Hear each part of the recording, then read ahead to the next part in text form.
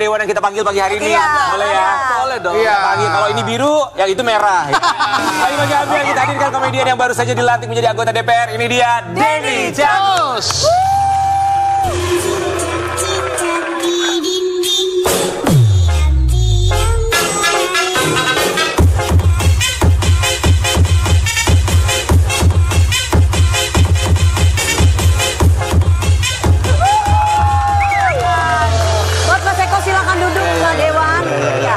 Sebentar sini dulu Pak Dewan. Sini dulu. Pak masih belum. Ya, Komisi 6, Komisi 10. Mohon maaf, nggak pada kerja jam segini. Belum dong. Belum. Jam berapa sih masuknya? Kita terserah kita ya. Ih, aku seneng deh kalau kita mau masuk dong. Kalau terserah kita ya kan. Karena jadwal sidangnya setiap komisi beda-beda. Oh gitu. Saya nanti siang jam 2 sama nanti malam. Kalau Mas Eko mah pagi sekarang ini. Kayak nanti saya jam 11. Jam 11 langsung meluncur ke sana ya. Oke, kita berempat mengucapkan. Terima kasih. Kang Denny, Ya. lagi-lagi kita ucapkan selamat yang terpilih ya. Dan Terima kasih. sekarang penempatannya di Komisi 10 tentang pendidikan ya. Kita mau kasih lihat dulu yang satu ini penempatan Denny Cagur di Komisi 10 DPR. Ini dia. Tadi kayak bukan Kang Denny deh. Iya ya. Pakai peci-peci gitu. Kayak siapa? Mayor Teddy. Gagal. Pas Pampers. Pas Pampres. Buta aja lu susah. Tapi memang ini tuh gagah-gagah ya. Gagah-gagah. Itu sesuai gitu. Iya. Auranya tuh naik Beda loh. Kang Denny kalau diundang sebagai pelawak sama diundang sekarang beda loh. Iya. Bawaannya apa karena memang begitu kali ya. Lebih jaim. Enggak selamanya enggak. Ya biasa Sama-sama aja tahu. kadang-kadang aneh ya. Malah bahasanya bisa sengah. Jangan dong nanti sidang suaranya sengau semua. Kang Denny Komisi 10 ya? Komisi 10. Bidang pendidikan itu Kang Denny memang berharap di situ atau memang ketika dipilih ya sudah aku pasrah saja? Memang berharap di sana sesuai dengan latar belakang pendidikan saya di keguruan, UNJ, terus juga memang salah satu hal yang menjadi concern saya di bidang pendidikan. Karena waktu di Dapil banyak hal atau permasalahan di bidang pendidikan yang saya temui. Alhamdulillah sama praksi ditugaskannya di Komisi 10. Jadi nyambung dengan apa yang ingin saya lakukan di Dapil. Apa jadinya kalau penempatan Kang Denny tidak sesuai dengan bidang Kang Denny? Misalnya kemarin tuh dari Bang Komeng kan, akhirnya dia ke pertanian tuh. Ya sebenarnya ada ruang diskusi sih, kita bisa diskusi sama fraksi di mana kita bisa berbuat lebih banyak gitu. Oh, ada diskusi, berarti Mas Komeng nggak diskusi ya kali ya? Ya kita nggak pernah tahu apa yang terjadi di belakangnya. Iya. Tapi Mas Iya, Komeng iya. siap belajar kok katanya. Tapi Mas Komeng juga bilang nanti kan itu penetapan juga bisa penugasannya bisa pindah juga Mas ya. Gitu. Oke, kalau concernnya Kang Denny sendiri tentang pendidikan tuh apa di Komisi 10? Tugas dan tanggung jawabnya apa gitu loh? Kalau tanggung jawabnya ruang lingkupnya di bidang pendidikan, kebudayaan, pemuda dan olahraga, badan riset, sama perpustakaan nasional. Ya. Gitu. Satu hal aja fokusnya Kang Denny dalam bidang pendidikan Indonesia apa? Karena waktu di Dapil saya menemukan banyak anak-anak putus sekolah, terus anak-anak yang terkendala dengan pembiayaan, makanya salah satu hal yang ingin saya dorong adalah bagaimana bisa membawa beasiswa ke sana. Gitu. Jadi banyak anak-anak yang putus sekolah bisa lanjut lagi, anak-anak yang terkendala biaya bisa tidak bermasalah dengan biaya. Iya. Kalau Sobat Ambiar percaya dengan the power of affirmation atau percaya dengan bahwa apa yang kita impikan itu bisa terjadi, itulah yang terjadi dengan Kang Denny Cagur. Kita mau kasih lihat yang satu ini. Ya, hidup memang penuh keajaiban. Semuanya tempe alias gak ada yang tahu. Ini foto pertama kali datang tahun 1994 untuk kunjungan. Datang kedua kalinya tahun 2024 untuk dilantik. Slide terakhir nyobain duduk di kursi presiden saat sidang paripurna. Tahun 94 pernah mampir ke sana. Jadi tahun 94 SMA kelas 2 saya datang ke gedung DPR study tour, melihat bagaimana cara kerja di sana, masuk ke ruangan-ruangannya. Pulang dari acara itu saya pulang ke rumah cerita ke mama, "Ma, tadi Denny dari gedung DPR, bagus Ma, cerita dengan antusias. Mama, saya ingat banget mama ngelus-ngelus kepala saya bilang, nanti tuh saya selalu merinding cerita tentang itu. Mama bilang nanti Denny akan duduk di sana gitu. Makanya semuanya seperti mimpi. 30 tahun kemudian saya datang lagi ke gedung itu, sudah dilantik. 30 tahun kemudian inilah foto yang terpampangnya. Wow. Nah, ketika duduk di kursi Kursi yang sama. Kursi yang sama ya? Kursi yang sama. Iya benar itu. Iya, kursi yang sama. Ketika duduk di kursi yang sama, dengan menyandang statusnya sekarang anggota Dewan Komisi 10, apa dalam pikiran Kang Denny saat itu duduk di sana? Yang pertama lega dalam arti buah dari kerja keras, perjalanan panjang kampanye dan lain-lain akhirnya membuahkan hasil yang baik. Di sisi lain juga di saat yang bersamaan ada bebannya adalah kita bisa sampai ke sana karena amanah yang diberikan oleh masyarakat yang ada di Dapil. PR berikutnya adalah bagaimana kita bisa mengembalikan amanah itu. Jadi ada hal baik yang bisa kita bawa untuk teman-teman yang ada di sana. Kalau Teh Santi pesannya apa? Hati-hati dari awal sih Teh Santi memang karena banyak hal terjadi di politik baik positif ataupun negatif. Pesan dari istri saya cuman hati-hati di sana, semoga papi bisa pegang amanahnya itu. Ini aja ada satu caption dari Teh Santi beberapa waktu yang lalu untuk suaminya. Kesimpulan aku tentang kamu. Kamu telah berhasil jadi suami yang baik dan bertanggung jawab. Kamu telah berhasil jadi ayah yang baik penuh kasih. Kamu telah berhasil jadi anak, kakak, adik, sahabat yang baik buat orang-orang sekelilingmu. Selamat bertugas, aku berdoa dan berharap serta percaya kamu akan berhasil jadi wakil rakyat yang amanah. Amin. Keren banget tadi fotonya itu ya, backgroundnya, Masya Allah ya. Tapi di luar itu semua saya mau ngucapin terima kasih sama ini luar biasa sosok buat saya.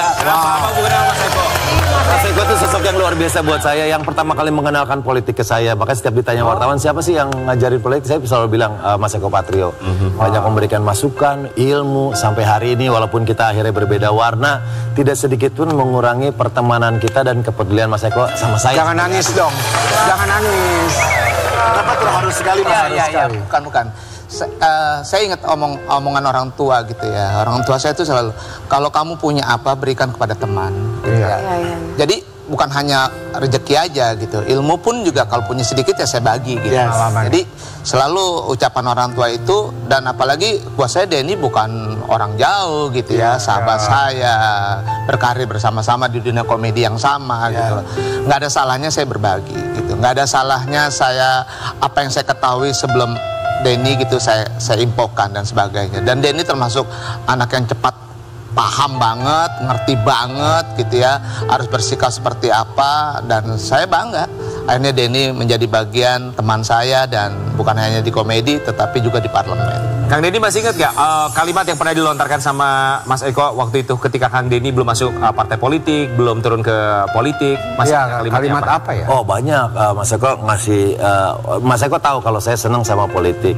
Makanya di saat kita ngobrol-ngobrol awal, Den, lu mah ini bisa di politik, Den, karena waktu itu kita pernah membahas salah satu isu yang sedang rame. Terus emang gimana Mas Eko menjelaskan sampai banyak hal beliau kasih tahu di politik begini. Kita bisa jadi lebih bermanfaat, ada yang bisa kita perjuangkan, dan kita harus membuktikan bahwa artis memang bisa berbuat sesuatu di dunia politik. Itu yang jadi pegangan saya sih. Pegangan sampai dengan sekarang. Tapi namanya juga artis ya, selalu jadi sorotan buat pemirsa di luar sana, termasuk juga harta yang dimiliki. Itu kan satu transparansi yang memang tadi Mas Eko cerita memang harus dilakukan. Kita juga mau kasih lihat yang satu ini terkait soal harta. Ya, deretan mobil mewah Denny Cagur yang dilantik jadi anggota DPR. Sebagai seorang selebriti yang sudah meraih begitu banyak sekali, ini masalah aset segala macam, ketika disorotnya aset lagi gimana Kang Denny? Sebenarnya melihatnya sih mudah, jangan dilihat hari ini, tapi lihat perjalanan panjang saya. Saya 27 tahun di dunia entertain, benar-benar berjuang dari nol. Bahkan saya pernah di satu titik mau makan bakso, saya harus bantuin nyuci piring tukang bakso dulu untuk bisa makan semangkuk bakso. Semuanya berjalan perjalanan panjang sampai akhirnya benar-benar bisa mengumpulkan rupiah demi rupiah. 27 tahun saya rasa kalau saya bersyukur dengan semua pencapaian, makanya kalau dilihat itu deretan mereka melihatnya hari ini. Coba lihat dari masa lalu kita. Itu mobil mewah dilantik itu maksudnya apa Kang? Mobil mewah maksudnya mungkin pas berangkat pelantikan. Kayak mobil mewah warna merah gitu. Oh bukan, itu mobil mewah sih itu saya beli 2014. Salah satu mobil impian saya karena saya dulu. Thank you loh udah dibeli sama Denny. Emang dari siapa? Kamu wakilin yang Mewakilinya. Wah. Kan bilang thank you. 2014. Kadang-kadang aneh deh. Lanjut deh. Itu salah satu mobil impian saya. Akhirnya pada satu momen saya merasa punya rezeki yang cukup, saya beli mobil itu untuk hadiah pribadi aja. Kang, selamat ya, terpilih akhirnya di Komisi 10 sesuai dengan cita-cita Kang Denny. Tapi kita juga tahu pro dan kontra ini masalah zonasi ya. Beberapa waktu yang lalu sampai dengan sekarang banyak ibu-ibu yang protes, keluarga yang protes, termasuk siswa yang protes dengan adanya zonasi sekolah. Kita mau kasih lihat yang satu ini. Ditempatkan di Komisi 10 DPR RI, Denny Cagur soroti sistem zonasi sekolah. Kang Denny setuju atau enggak dengan zonasi sekolah? Sebenarnya tujuannya baik untuk pemerataan pendidikan. Jadi siapapun berhak masuk ke sekolah yang sama.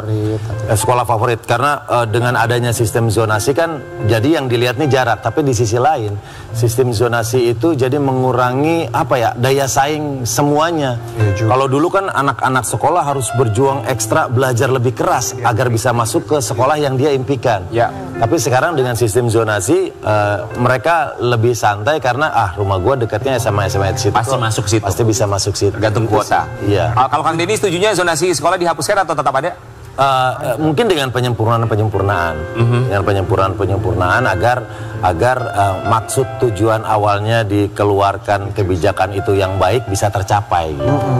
Oke, tapi ini juga kalau ngomongin soal pendidikan di tanah air, kita tahu bahwa 700.000 guru honorer ada di tanah air dengan gajinya kalau di daerah 300 sampai dengan 1 juta rupiah. Tapi kalau di kota besar itu kurang lebih 1 juta sampai 1.500.000 rupiah. Kita mau kasih lihat yang satu ini tentang guru honorer.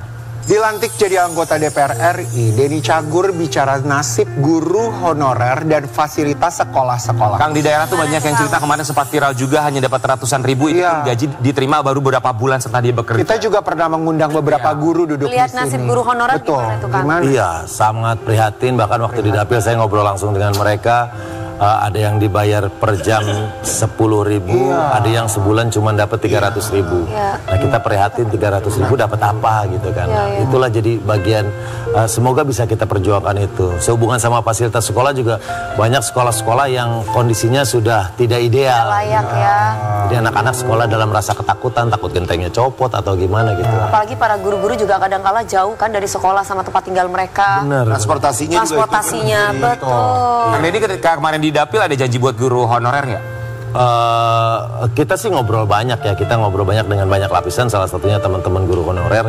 Ya kita akan perjuangkan itu, semoga mendapat dukungan dari yang lain. Dan saya melihat juga teman-teman di Komisi 10 concernnya ke situ juga sama, ke memperjuangkan guru-guru honorer. Targetnya waktu itu ada 1 juta, yang sudah selesai itu ada 750.000. Masih belum dan akan bertambah lagi, akan lanjut diperjuangkan terus. Ya semoga mereka juga mendapatkan tunjangan sesuai dengan apa yang sudah termasuk dalam P3K. Ada pegawai pemerintah dan perjanjian kerja yang semoga bisa dilaksanakan, karena semua ini juga tergantung bos yang diterima di sekolahnya masing-masing ya. Pokoknya semangat terus buat guru honorer tanah air. Semangat. Kang, tapi ini kalau ngomongin soal guru, kasus guru kita juga tahu banyak sekali ya, apalagi di era keterbukaan seperti sekarang, informasinya begitu deras sekali, termasuk yang satu ini. Sosok guru agama di Muna jadi tersangka usai diduga pukul murid pakai sapu lidi. Orang tua tolak mediasi. Gimana tuh, Mas Denny? Iya, hal ini selalu menjadi pro kontra ya. Kalau saya melihat waktu zaman saya sekolah dulu, kayaknya jauh banget dengan sekarang zaman sekarang. Iya, jadi ya memang semakin berkembangnya dunia pendidikan. Dulu satpol lidi mah kecil ya. Dulu kita penggaris. Iya, yang hapus dilempar. Gitu. Betul. Garis kayu. Iya. Ngapus isi bekas kapur tuh dipetak gitu ya. Iya. Artinya gimana, Kang? Iya, artinya memang kedua pihak punya persepsi benarnya masing-masing gitu.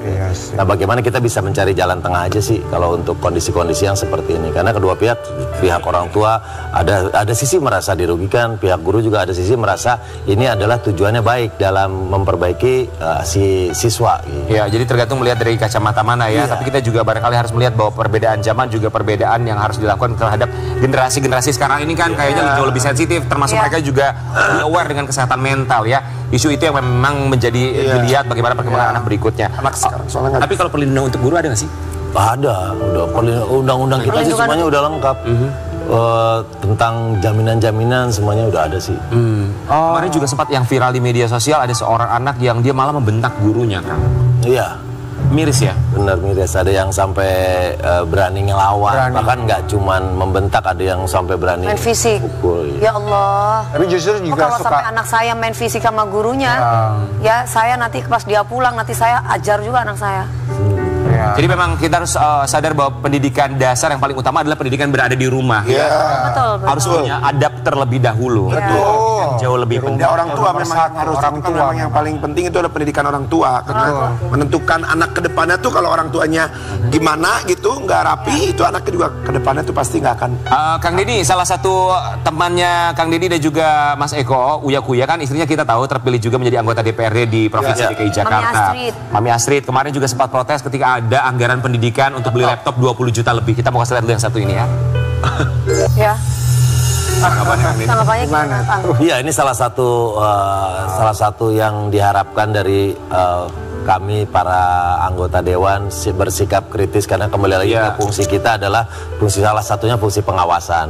Nah, kita lihat Mbak Astrid sedang menjalankan fungsinya di sini. Ya, ini juga sekaligus menjadi contoh buat sobat Ambiar di rumah. Lihatlah para artis juga yang pada vokal ya, pada artinya ada pengawasan yang mereka lakukan. berjuang ya. Mas Eko mau ngomong silakan. Ya, jadi gini, Astrid itu kan dari partai kami ya, dari partai PAN gitu. Bahwa semua diberikan kesempatan yang sama. Saya bilang bahwa teman-teman jangan melihat ada senioritas di dewan gitu ya. Bahwa kalau misalnya ada ketidakberesan, lalu ada yang misalnya janggal dan sebagainya, diinfokan saja. Saya bilang gitu. Berkaitan dengan itu adalah memang tugas kami, tugas kita gitu ya. Bagian dari pengawasan, penganggaran dan sebagainya. Lalu misalnya di dalam nanti bagaimana, Astrid akan mendapatkan support dari kita juga gitu loh, ya kan, misalnya dapat perlawanan dan sebagainya. Oh, tentunya kita tidak tinggal diam gitu. Di sana kita ada yang namanya praksi, lalu di sana juga ada yang namanya ketua DPW dan sebagainya. Ya tentunya akan mensinergikan. Benarkah apa yang didapatkan ya, data dan sebagainya. Jadi saya selalu bilang bahwa poin pertama adalah jangan pernah protes kalau tidak ada data. Iya.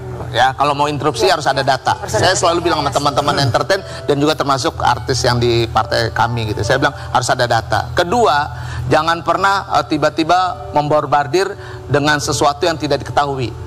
Harus ada data. Dan yang ketiga adalah solusi. Jadi kalau udah ada data, ya kasih solusi. Solusinya tadi, harganya cuma 7 juta nih, kenapa harus 23 juta? Oke. Nah, kayak gitu. Oke. Kang Deddy yang duduk di Komisi 10 bidang pendidikan, gimana ngeliatnya? 20 jutaan untuk laptop per satu anak, apakah 23 juta. 23 juta kurang lebih, apakah itu satu kelayakan untuk anak-anak sekolah, laptopnya harga segitu? Ya, kita tinggal lihat speknya mungkin ya, spek laptop. Karena kalau dalam laporan keuangan semuanya tercantum tuh.